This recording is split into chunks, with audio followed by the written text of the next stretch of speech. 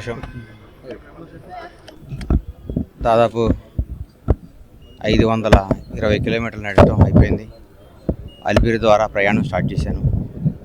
స్వామివారి దయతో